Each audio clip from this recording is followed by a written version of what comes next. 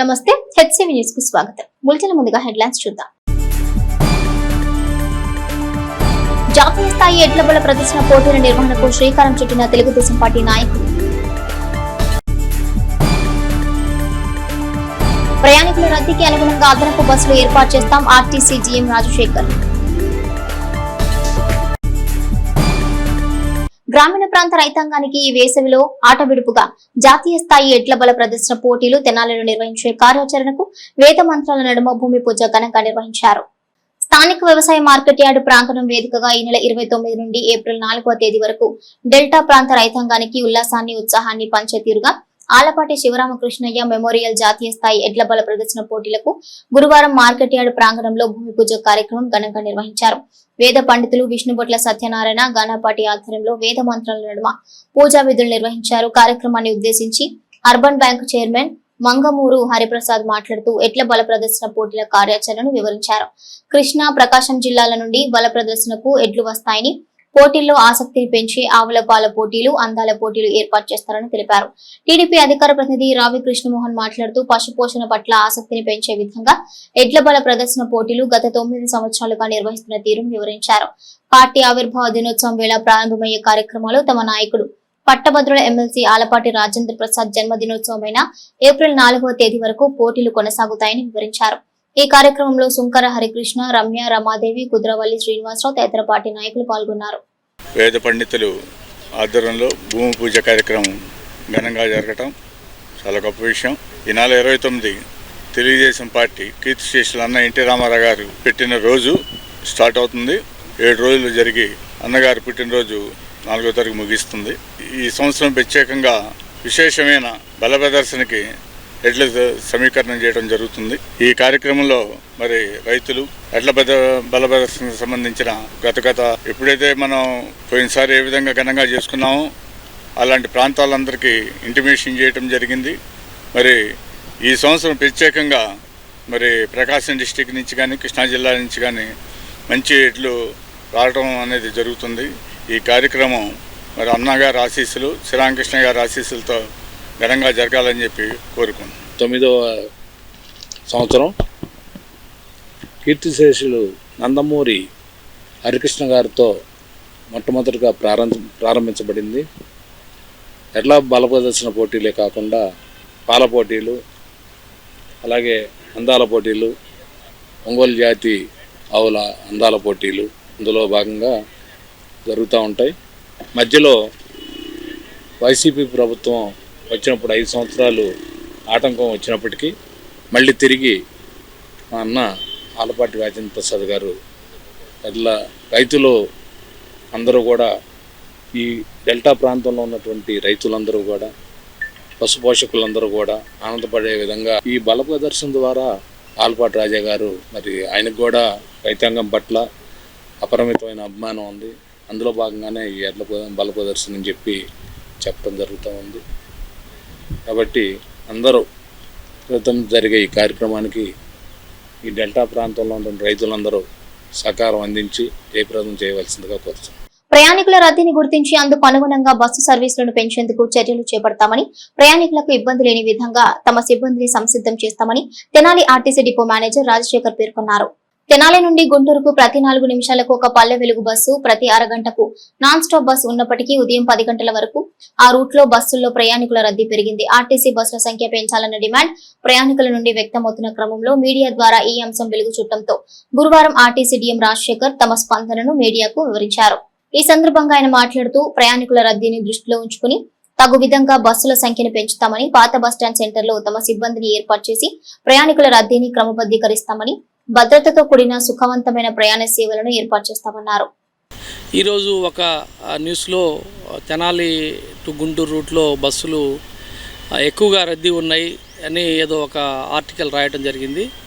దానిలో భాగంగా మనం తెనాలి నుంచి గుంటూరుకి ప్రతి 4 నిమిషాలకి ఒక పల్లె వెలుగు బస్సు, అదేవిధంగా ప్రతి అరగంటకు ఒక నాన్ స్టాప్ బస్సుని తెనాలి నుంచి గుంటూరు జరుగుతూ ఉంది. దానిలో భాగంగా 8 నుంచి 10 గంటల వరకు కొంత ట్రాఫిక్ రద్దీగా ఉన్నమాట వాస్తవమే.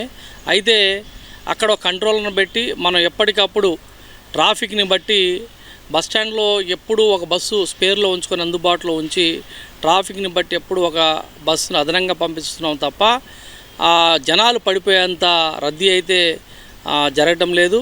అయితే ఏది ఏమైనా ఈ రోజు నుంచి అక్కడ కంట్రోల్తో పాటుగా మా ట్రాఫిక్ అసిస్టెంట్ మేనేజర్ గారిని ఒక కండక్టర్ గారిని పెట్టి ఎటువంటి ప్రయాణికులకి ఎటువంటి ఇబ్బంది లేకుండా ఎవరికి ఏం జరగకుండా పెట్టి ఆర్టీసీ తరఫున ఎవరికి ఇబ్బంది లేకుండా తెలియజేస్తామని అందరికీ తెలియజేయడం జరుగుతుంది. కాబట్టి ప్రయాణికులు ఎవరు ఆందోళన చెందాల్సిన అవసరం లేదు. ఏపీఎస్ఆర్టీసీ ఎప్పుడూ ప్రయాణికులకి సురక్షితంగా సుఖవంతంగా వాళ్ళ గమ్యస్థానానికి చేర్చడమే ప్రధాన ఉద్దేశం. కాబట్టి ఈ రోజు నుంచి మా అసిస్టెంట్ మేనేజర్ గారిని అదేవిధంగా కంట్రోలర్ని బ్రిడ్జి పాయింట్లో పెట్టి మానిటర్ చేసి ఎక్కడ ఇబ్బంది లేకుండా ప్రయాణికులకి చేస్తామని మీ అందరికీ హామీ ఇస్తా ఉన్నాను. గతానికి భిన్నంగా సరికొత్త పంథాలో మధ్యాహ్న భోజన పథకానికి సన్న బియ్యం సప్లై చేయనున్నట్లు రాష్ట్ర పౌర సరఫరాల శాఖ మంత్రి నాదెండ్ల మనోహర్ అసెంబ్లీ సాక్షిగా ప్రకటించడం హర్షణీయం. రాష్ట్ర ప్రభుత్వ పాఠశాలలకు సంక్షేమ హాస్టళ్లకు ఇప్పటి వరకు ప్రభుత్వం సరఫరా చేస్తున్న బియ్యం తక్కువ క్వాలిటీ బియ్యమేనని వాదన ఉన్న నేపథ్యంలో ఇక నుండి రాష్ట్ర పౌర సరఫరాల శాఖ సరికొత్త పంథాలో ముందుకు వెళ్తున్నట్లు గతంలో ఎన్నడూ లేని విధంగా రాష్ట్ర ప్రభుత్వ పాఠశాలలకు వెల్ఫేర్ హాస్టల్స్ కు ఫైన్ క్వాలిటీ బియ్యం సరఫరా చేయనున్నట్లు రాష్ట్ర పౌర సరఫరాల శాఖ మంత్రి నాదెండ్ల మనోహర్ అసెంబ్లీ సమావేశాల్లో వెల్లడించారు. ఈ కార్యాచరణ మే నెల నుండి ప్రారంభమవుతుందని కూడా ఆయన తెలిపారు. ఇక విద్యాశాఖ మంత్రివర్యులు లోకేష్ ఆలోచనలతో ఈ విధానాన్ని ముందుకు తీసుకువెళ్లనున్నట్లుగా మంత్రి నాదెండ్ల మనోహర్ అసెంబ్లీ వేదికగా ప్రకటించారు.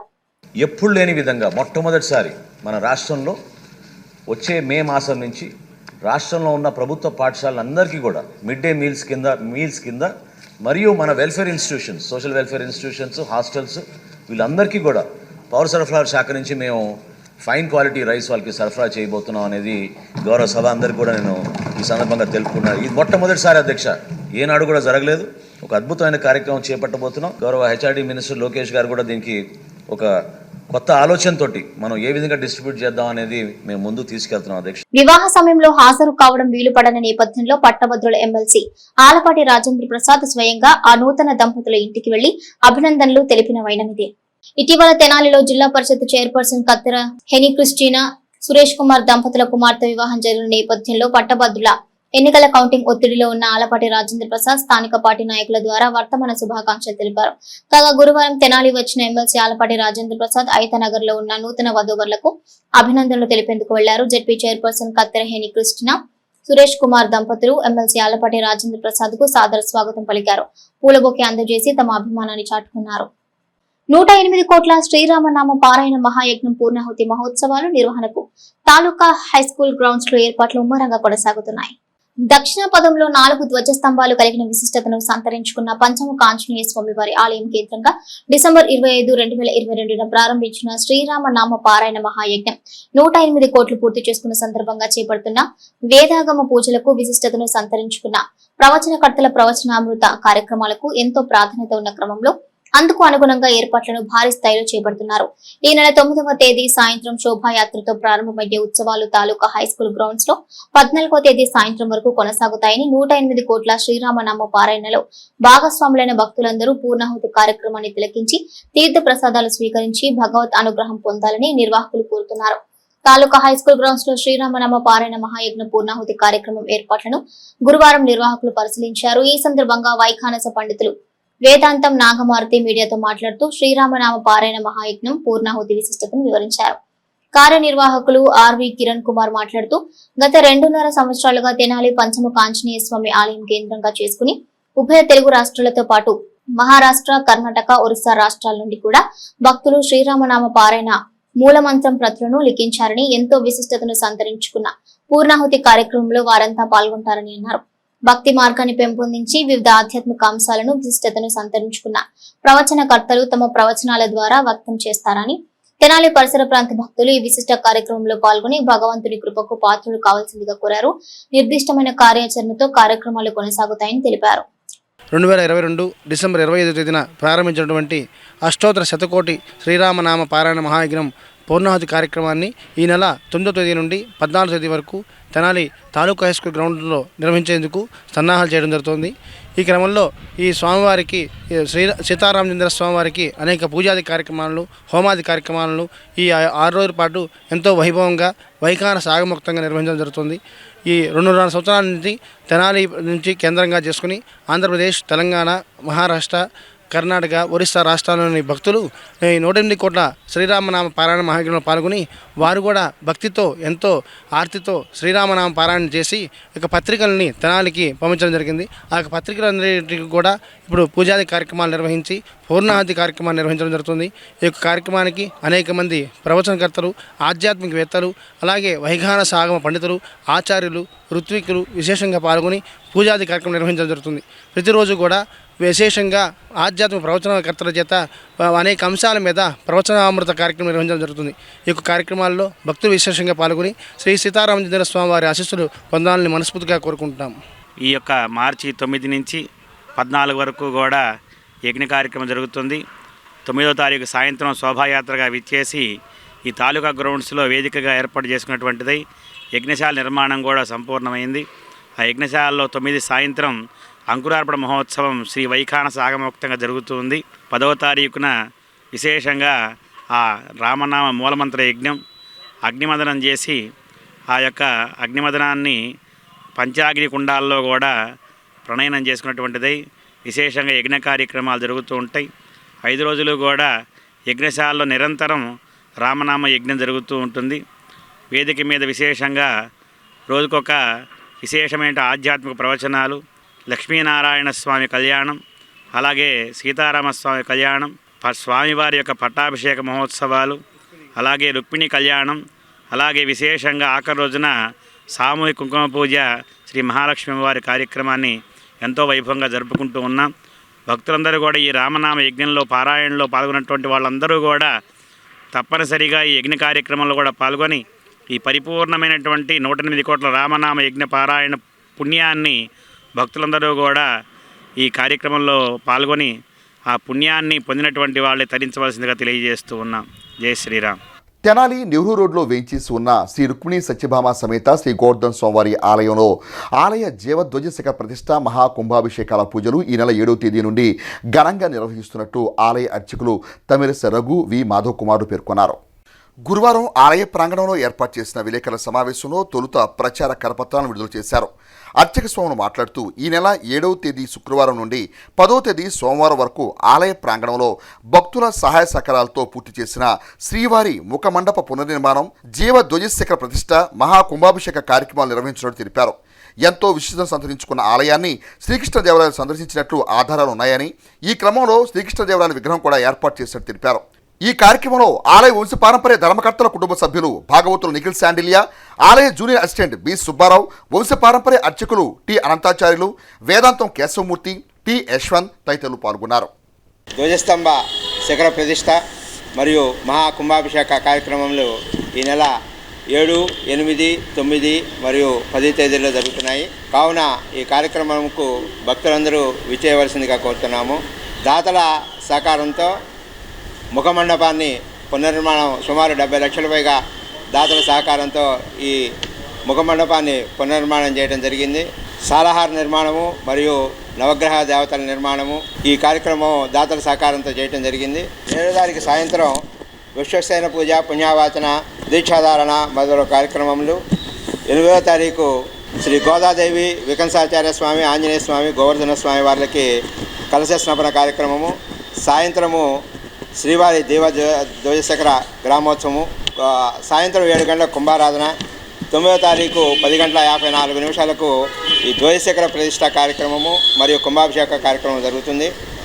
దాతలకు మరియు భక్తులకు 10వ తారీఖు సోమవారం కళ్యాణానంతరం అన్న సంతర్పణ కార్యక్రమం జరుగుతుంది. కావున ఈ కార్యక్రమంలో అందరికీ భక్తులు విచ్చేయవలసిందిగా కోరుతున్నాం.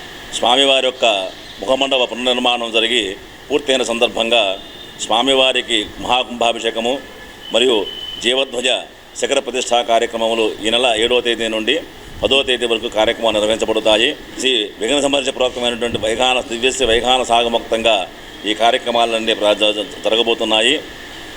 ఈ దేవాలయానికి 15వ శతాబ్దంలో శ్రీకృష్ణదేవరాయల వారి స్వామివారిని దర్శనం చేసుకుని స్వామివారికి తేలపుల గ్రామంలో ఉన్నటువంటి కొంత ఈనాము భూమిని స్వామివారి ద్రౌపది నైవేద్యాలకు సమర్పించినట్టు శాసనం కూడా కలదు. అతి ప్రాచీనమైన దేవాలయము.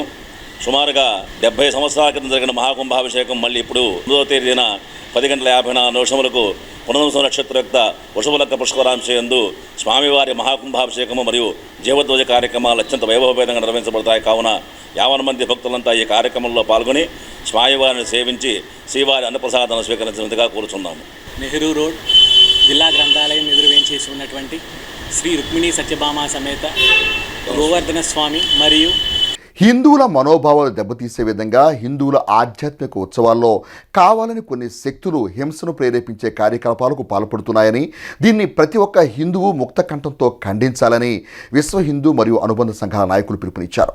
తెనాలి గాంధీనగర్లోని నందనవనం కార్యాలయంలో గురువారం ఏర్పాటు చేసిన మీడియా సమావేశంలో హిందువులకు పవిత్రమైన పండుగలు ఉత్సవాల సందర్భంగా అన్య మతస్థులు అనుచిత వ్యాఖ్యలు చేస్తూ భయభ్రాంతులు గురిచేసే విధంగా వ్యవహరించే తీరును ప్రతి హిందువు ప్రతిఘటించాల్సిన అవసరం ఉందని సంఘ నాయకులు పేర్కొన్నారు. ఈ సమావేశంలో హిందూ అనుబంధ సంఘ నాయకులు తమ అభిప్రాయాన్ని వెల్లడించారు. హిందువులు జరుపుకునే ఈ ఊరేగింపులు ఈ మధ్యకాలంలో కొంతమంది దుండగులు రాక్షసత్వంగా తుంటరితనంతో ప్రశాంతంగా జరుగుతున్న ఈ హిందువుల ఊరేగింపుల మీద రాళ్ళు వేయటము, చెప్పులు వేయటము, మా ఆరాధనా స్థలం నుంచి వెళ్ళకూడదు అనే ఒక రకమైన మూఢత్వము, పెంకితనం, భయంకరమైనటువంటి గొడవలు జరుగుతున్నాయి. టార్గెట్ చేస్తున్న ఈ ఇన్సిడెంట్స్ని హిందూ సంస్థలు తెనాలిలో ఈరోజు తీవ్రంగా ఖండిస్తున్నాయి. ఆర్ఎస్ఎస్ హిందూ చైతన్య వేదిక అనేక హిందూ సంఘాల ద్వారా రాయచోట్లో, అన్నమయ్య జిల్లా రాయచోట్లో ఒక ఇన్సిడెంట్ జరిగింది ఇటీవల. వీరభద్రస్వామి ఆ ఊరేగింపు జరుగుతూ ఉంటే అన్యమతస్థులు వచ్చి దాన్ని డిస్టర్బెన్స్ చేయటం, ఎలా పడితే అలా మాట్లాడి ఇక్కడ ఉన్న హిందువుల్ని భయప్రాంతాలకు గురి చేయటం అనేది చాలా బాధాకరమైన విషయం. గత కొంతకాలంగా చూసిన లెక్కైతే అనేకమైనటువంటి దుష్కార్యక్రమాలకు చేస్తూ ఉన్నారు. ఎక్కడ హిందువులు ఏ కార్యక్రమం చేసినా కూడా అడ్డుగా చేస్తూ ఉన్నారు. అన్నమయ్య జిల్లాలో రాయచోటి అనే గ్రామంలో మన వీరభద్రస్వామి ఊరేగింపులు జరుగుతున్నాయి. ఆ సందర్భంలో అన్యమతస్థులు ఈ స్వామివారి రథం మీద కొన్ని చెప్పులు ఇసిరేయడములు, గొడవ చేయడం చేస్తున్నారండి. అది అంతకుముందు కూడా ఒకసారి అయ్యప్ప స్వామి భక్తులు బస్సులో వెళుతూ ఉంటుంటే ఆ బస్సులు పగలగొట్టి ఉన్న భక్తుల్ని హింస పెట్టి నానా విధాలుగా ఇట్లా అన్యమతస్థులు అలా చేయకూడదండి. అలా చేయటం వల్ల మన హిందూ ధర్మం అణగారిపోతుంది. పాపులు పశ్చాత్తాపం పొంది సన్మార్గంలో నడవటానికి శ్రమదినాలు ఎంతగానో దోహదపడతాయని ప్రముఖ దైవ సేవకులు చిట్టిబాబు పేర్కొన్నారు. ప్రపంచవ్యాప్తంగా క్రైస్తవ సాంప్రదాయ ఆధ్యాత్మిక శ్రమదినాలు ఈ నెల 5వ తేదీ నుండి ప్రారంభమయ్యాయి.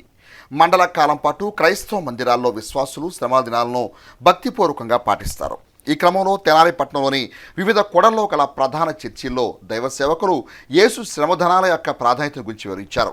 ఇదిలా ఉండగా దైవ సేవకులు చిట్టిబాబు మీడియాతో మాట్లాడుతూ 40 రోజుల పాటు నిర్వహించి శ్రమల దినాల ఆవశ్యకత గురించి వివరించారు. గ్రీకు భాషలో లెంట్ డేస్గా వీటిని పిలుస్తారని, సాధారణంగా దైవ సేవకులు విశ్వాసులు శ్రమల దినాలను ఆచరిస్తారని తెలిపారు. 2025వ సంవత్సరం లెంట్ డేస్గా అనగా శ్రమల దినాలు క్రీస్తు పొందినటువంటి శిలువ శ్రమల ధ్యానాలను ఈ 40 దినాలు అనగా నిన్నటి నుంచి ప్రారంభమైనటువంటి మార్చి 5 నుంచి ఏప్రిల్ 19వ తేదీ వరకు ఉన్నటువంటి క్రీస్తు శిలువ శ్రమల ధ్యానాల్లో ప్రతిరోజు కూడా విశ్వాసులు దేవుని సన్నిధానములో దేవాలయంలో కూడుకొనుచు అనుదినము కూడా ఆయన పొందినటువంటి శ్రమలను ధ్యానిస్తూ పాపి పశ్చాత్తాపడడానికి, మారుమనసు పొందటానికి, చెడు మార్గంలో జీవిస్తున్నటువంటి వారు సన్మార్గంలోనికి, నీతి మార్గంలోనికి రావటానికి అనుదినము కూడా యేసు ప్రభు పొందినటువంటి శ్రమల్లో ఉన్నటువంటి విషయాలను ధ్యానిస్తూ అనేక మంది వారి జీవితాల్లో మంచి పరివర్తన కలిగి సత్ప్రవర్తన కలిగి జీవించటానికి ఈ 40 రోజులను మండల కాలం అంటాం. ఈ మండల కాలంలో అనేక మంది వారి యొక్క జీవిత విధానంలో అనేకమైనటువంటివి సరిదిద్దుకోవలసినటువంటి అనేకమైనటువంటి చెడు మార్గములు సమస్తమైనటువంటి వాటిని సరి చేసుకోవడంలో భాగంగా ఈ 40 దినాలు కూడా సాధన చేస్తూ ఆధ్యాత్మికంగా బలపడడానికి పాత ఆకులన్నీ రాలిపోయి నూతనమైనటువంటి చిగురు వస్తూ ఉన్నదో అలాగే ప్రతి విశ్వాస జీవితంలో కూడా తన పాత పద్ధతులు పాపపు అలవాట్లు అన్నింటినీ కూడా విడిచిపెట్టి నూతనమైనటువంటి ఉత్తేజంతో నూతనమైనటువంటి విశ్వాస జీవితంతో మంచి సన్మార్గంలో దేవునికి ప్రీతిపాత్రులుగా జీవించటానికి సాధన చేసేటువంటి సమయమే ఈ 40 దినాలు. వీటినే లెంట్ డేస్ అంటాం. దుగ్గిరాల శుభం మహేశ్వరి కోల్డ్ స్టోరేజ్లో జరిగిన అగ్ని ప్రమాదంలో నష్టపోయిన రైతాంగానికి పరిహారం చెల్లించే విషయమై రైతు సంఘ నాయకులు తెనాలి సబ్ కలెక్టర్ సంజనా సిన్హాను గురువారం కలిశారు. రైతు సంఘం బృందం గురువారం సబ్ కలెక్టర్ సంజనా సిన్హాను కలిసిన రైతు సంఘం నాయకులు పసుపు రైతులకు నష్టపరిహారంపై ప్రభుత్వ హామీని త్వరితగతిన నెరవేర్చాలని కోరారు. ఈ సందర్భంగా బాపట్ల జిల్లా రైతు సంఘం అధ్యక్షులు వేములపల్లి వెంకటేశ్వర్లు మాట్లాడుతూ 380 మంది పసుపు రైతులకు పరిహారం అందించాల్సి ఉందని, ప్రభుత్వం ఆమోదించిన పరిహారం మొత్తాన్ని ఒకే విడతలో చెల్లించాలని కోరామని సబ్ కలెక్టర్ ఈ విషయంపై సానుకూలంగా స్పందించాలని స్పష్టం చేశారు. ఈ కార్యక్రమంలో ఆంధ్రప్రదేశ్ రైతు సంఘం జిల్లా ఉపాధ్యక్షులు ములకా శివసాంరెడ్డి, గద్దె శ్రీహరి, పోతురాజు కోటేశ్వరరావు, పేర్ని రవి, మాజీ శాసనసభ్యులు మొమ్మనేని వెంకట సుబ్బయ్య, గొల్లపల్లి సుబ్బారావు, ఎర్రు వెంకటేశ్వరరావు తదితరులు పాల్గొన్నారు. వెంటనే డబ్బులు ఒకే సింగిల్ పేమెంట్గా 7,000 రూపాయలు ఇవ్వాల్సిందిగా మేము వాళ్ళని రిక్వెస్ట్ చేస్తున్నాం. ఆ ప్రాసెస్ జరుగుతుందని మేడం గారు, సబ్ కలెక్టర్ మేడం గారు చెబుతున్నారు. వారికి మా ధన్యవాదాలు తెలియజేసుకుంటున్నాం. అట్లాగే ఇంకా వీలైనంత త్వరలో, ఎంత త్వరగా వీలైతే అంత త్వరలో రైతాంగానికి డబ్బులు నష్టపరిహారం అందే విధంగా చూడవలసిందిగా అధికారులని కోరుతున్నాం. 380 మంది రైతులు 7,000 రూపాయల కాడికి గవర్నమెంట్ అందజేస్తామని చెప్పింది. అది కూడా ఒక 15 రోజుల లోపే రైతులకు అందేటట్టుగా చూస్తామని కూడా ఒక మాట సబ్ కలెక్టర్ గారు చెప్పున్నారు. దాని గురించి కనుక్కోవడానికే వచ్చాం. అనారోగ్యంతో బాధపడుతున్న శ్రీ ఆంజనేయం ధ్యాన యోగ మండలి సభ్యురాల వైద్య సేవల నిమిత్తం శ్రీ ఆంజనేయం ధ్యాన యోగ మండలి వ్యవస్థాపక అధ్యక్షుడు కిషోర్ గురూజీ ఆదేశాల మేరకు యోగా మండలి సభ్యులు తాము సేకరించిన 13,000 రూపాయల ఆర్థిక సహాయాన్ని బాధితురాలకు అందజేసి తమ సౌహృదతను చాటుకున్నారు. ఆంజనేయ ధ్యాన యోగ మండలి సేవా కార్యక్రమంలో భాగంగా పొన్నూరు వాసి పి రమాదేవి మాతాజీ గర్భకోశ వైద్య సేవల నిమిత్తం సభ్యుల సహకారంతో ఆర్థిక సాయాన్ని అందజేశారు. కిషోర్ గురూజీ ఆదేశాల మేరకు సేకరించిన 13,000 రూపాయల నగదును చెక్కు రూపంలో సంఘ సభ్యులు అందజేశారు. ఈ కార్యక్రమంలో యోగా కేంద్ర సభ్యులు పాల్గొన్నారు. దుగ్గిరాల రైలుపేటలో యార్డ్ సమీపంలో ఉన్న శ్రీ కళ్యాణ వెంకటేశ్వర స్వామి దేవస్థానం నందు ఈ నెల 7 నుంచి 11 వరకు ద్వితీయ వార్షికోత్సవ వేడుకలను నిర్వహించనున్నారు. ఈ విషయంపై గురువారం ఉదయం ఆలయ ప్రాంగణంలో కమిటీ సభ్యులు వార్షికోత్సవాలకు సంబంధించిన బ్రోచర్లను ఆవిష్కరించారు. ఈ కార్యక్రమంలో కమిటీ సభ్యులు జంపాల శ్రీధర్, చుండూరు ఉమామహేశ్వరరావు, కోనేరు మల్లికార్జునరావు, వంకధార పనిసాయి, వరప్రసాద్, కొంగర సుధీర్ బాబు, బసప పున్నారావు, అర్చకులు వేదాంతం రామచంద్ర తదితరులు పాల్గొన్నారు. ఈ సందర్భంగా ఉమామహేశ్వరరావు రామచంద్ర మాట్లాడారు. 5 రోజుల పాటు అంగరంగ వైభవంగా గ్రామస్తుల సహాయ సహకారాలతో స్వామివారి ఉత్సవాలు అత్యంత వైభవపేతంగా జరుగుతున్నాయి. ఈరోజు ప్రతిరోజు కూడా స్వామివారి నిత్య కైంకర్యాలు, ప్రసాదాల వితరణ, అనేక రకాల సేవలు ఈ కార్యక్రమం జరుగుతున్నాయి. అయితే దీంట్లో ప్రత్యేకంగా స్వామివారికి 7వ తేదీ రేపనగా కార్యక్రమం అనంతరం స్వామివారి యొక్క గరుడ ముద్దలు అనేది ప్రసాద వితరణ జరుగుతుంది. ఈ గరుడ ముద్దలు అనేది సంతానం లేని వారికి సంతానం కలగటానికి ఈ యొక్క గరుడ ముద్ద వితరణ జరుగుతుంది. కాబట్టి సంతానం లేని వారు వచ్చి ఈ యొక్క గరుడ ముద్దలు స్వీకరించి స్వామివారి కృపను పొందవలసిందిగా కోరుచున్నాం. అదేవిధంగా 11వ తేదీ కూడా గరుడ ముద్దలు వితరణ జరుగుతుంది. ఈ 2 రోజుల అవకాశం ఈ యొక్క దేవస్థానం వారు అవకాశం కల్పించారు. 10వ తేదీ స్వామివారికి ప్రత్యేకంగా స్వామివారు దుగ్గిరాలలో గ్రామోత్సవం నిర్వహించుకుంటారు. ఆ గ్రామోత్సవంలో గ్రామ ప్రజలందరూ కూడా పాల్గొని స్వామివారిని గ్రామోత్సవం చేసే విధంగా ప్రతి ఒక్క ఇంటి నుంచి కూడా ప్రతి ఒక్క మనిషి వచ్చి స్వామివారిని దేవస్థానం నుంచి బయలుదేరి మళ్ళీ దేవస్థానం వరకు స్వామివారు వచ్చేదాకా ప్రతి ఒక్క భక్తుడు కూడా రావాల్సిందిగా మేము ఈ వేదిక ద్వారా కోరుతున్నాం. విశేష పూజలు, విశేష హోమాల అనంతరం స్వామేశ్వర హోమం విశేషంగా చేయడం జరుగుతుంది. ఈరోజు సాయంత్రం స్వామివారికి విశేషంగా హనుమంత హోమాన్ని నిర్వహిస్తున్నారు. అనంతరం తీర్థప్రసాద వితరణ జరుగుతుంది. అదే 9వ తారీఖు ఉదయం విశేష పూజలు, విశేష హోమాల అనంతరం విశేషంగా మహామహిమాన్వితమైన సుదర్శన హోమాన్ని దేవస్థానం వారు నిర్వహిస్తున్నారు. అదేవిధంగా ఆదివారం సాయంత్రం 9వ తారీఖు సాయంత్రం 6 గంటలకు విశేషంగా నారసింహ హోమం జరుగుతుంది. 9 గంటలకు స్వామివారి వార్షిక కళ్యాణోత్సవం జరుగుతుంది. విశేషంగా స్వామివారిని అలంకారం చేసి విశేషంగా తిరుమలలో ఏ విధంగా అయితే కళ్యాణోత్సవాన్ని జరుపుతామో అదే విధంగా ఇక్కడ కళ్యాణోత్సవాన్ని జరుపుతారండి. ఈ కళ్యాణోత్సవం మనం అక్కడికి వెళ్ళి చూసుకోలేని వాళ్ళు మన దుగ్గిరాల పసుపు యార్డు ప్రక్కన గల మన కళ్యాణ వెంకటేశ్వర స్వామి దేవస్థానంలో దేవస్థానం కమిటీ వారు చాలా విశేషమైన ఏర్పాట్లు చేసి ఉన్నారు. కావున భక్తులందరూ కూడా ఈ కళ్యాణోత్సవాన్ని తిలకించి స్వామివారి తీర్థ ప్రసాదాలు స్వీకరించవలసిందిగా కోరుతున్నా. బులెటిన్ ముగించే ముందు హెడ్లైన్స్ మరోసారి. జాతీయ స్థాయి ఎడ్ల బల ప్రదర్శన పోటీల నిర్వహణకు శ్రీకారం చుట్టిన తెలుగుదేశం పార్టీ నాయకులు.